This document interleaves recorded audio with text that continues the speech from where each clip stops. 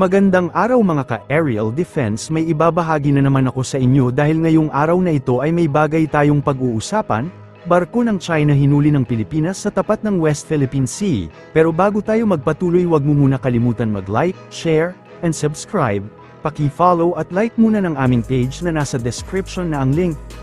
Isang merchant vessel MV na pinamamahalaan ng 7 Chinese crew member ang ikinulong noong Huwebes, ika-17 ng Mayo, ng Philippine Coast Guard sa bayan ng San Felipe, Zambales sa lalawigang ito na harap ng West Philippine Sea. Sa pagbanggit sa mga inisyal na ulat, sinabi ng PCG substation sa Zambales, na ang MV Hyperlink 988, na nakarehistro sa Freetown, Sierra Leone, ay nagsagawa ng inspeksyon sa barko at natagpuan ang 21 mga kakulangan. Sa pag-iinspeksyon, napag-alaman ng mga tauhan ng PCG na ang barko ay walang mga hard copy ng mga kinakailangang permit at iba pang mga dokumento, kabilang ang listahan ng mga tripulante.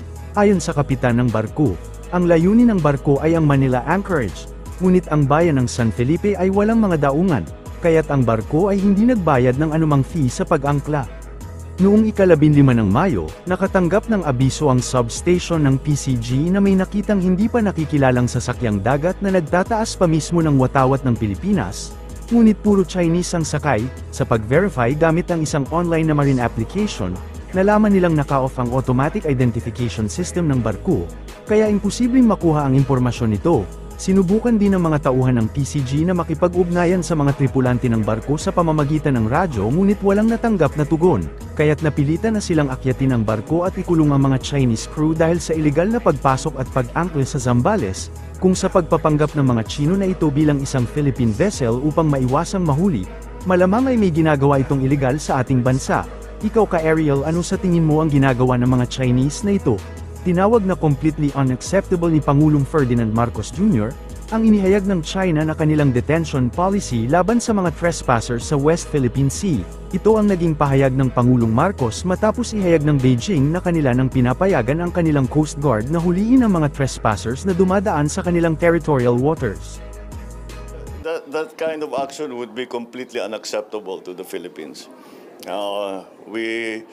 Of course, once again, I do not talk about operational details, so you will leave it to us.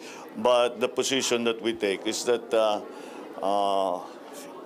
that is unacceptable, and we will take whatever measures to always protect our citizens.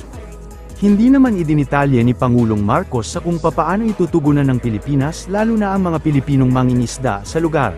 Gayunpaman, ayon sa presidente, gagawa ng paraan ang kanyang gobyerno upang maprotektahan ang mga Pilipino. Sa ngayon, mas lalong umiinit ang tensyon sa pagitan ng Pilipinas at China dahil sa patuloy at iligal na pananakop ng China sa ilang bahagi ng EEZ ng bansa. Nanindigan ng National Security Council na walang karapatan ang China na manghuli o mag-detain ng mga anilay magte-trespass sa West Philippine Sea simula sa Hunyo.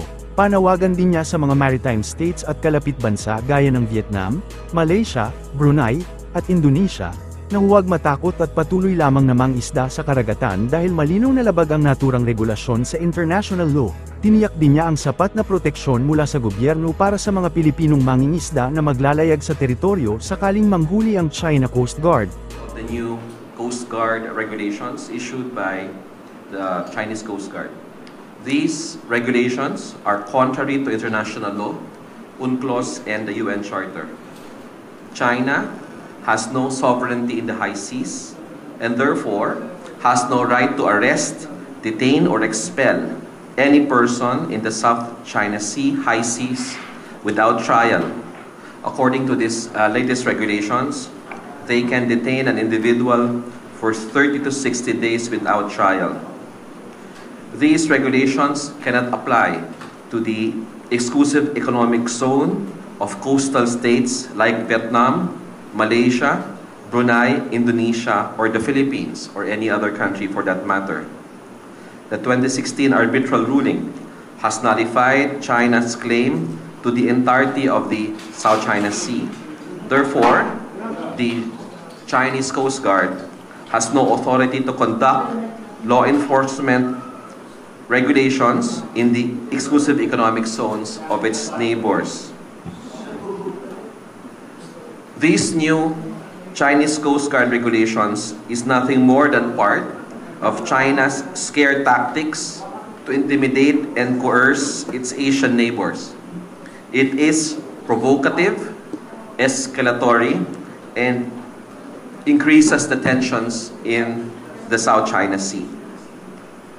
The Philippines will not be intimidated nor coerced by the Chinese Coast Guard. We will never succumb to these scare tactics.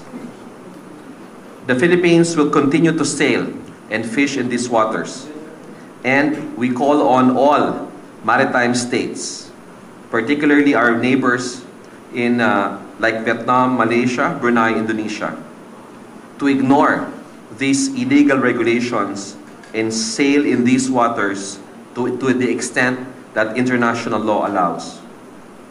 By doing so, we register our strong objections to the illegal regulations which clearly infringes on the rights of other states. Ano po ang dapat gawin ng ating pong mga mangingisda sakaling dumating sa punto? Sakaling dumating sa punto na mangyari nga yung banta na ito ng China. Ano ho dapat gawin ng ating pong mga mangingisda?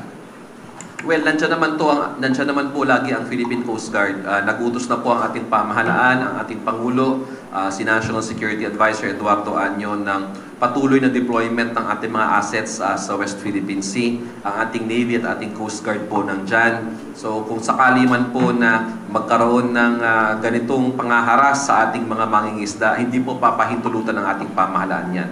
At tayo po i-action dahil ang gagawin ng China hypothetically, because ang sabi po nila June 15, ito ay applicable na. So kung sakali man po na gagawin nila yan sa ating mga mangingisda, poprotektahan po ng ating pamahalaan ang ating mga mangingisda. Umapila si Philippine Coast Guard Commandant Rear Admiral Ronnie Hale Gavan sa House Defense Panel na tapusin na ang pagdinig kaugnay sa Gentleman's Agreement. Yes, sir. This is an appeal to Congress as the representative of the people. The Coast Guard can only do so much. And we will largely depend on the support of the people. And we cannot move forward the best we can if we have a divided people. We appeal that this hearing be concluded as soon as possible time, as this has the potential to divide our people, and this has the potential to confuse us on the ground. It is just an appeal, Your Honor. Para sa mas madaming update tungkol sa ating defense, abangan lamang ang aking mga bagong video. Para naman sa mga gusto magpa-shoutout, mag-comment lamang po at share, paki-follow at like muna ng aming page na nasa description na ang link. Huwag mo na rin kalimutan mag-like, share, and subscribe. Pindutin mo na rin ang bell para updated kayo sa aking mga video. Maraming salamat po.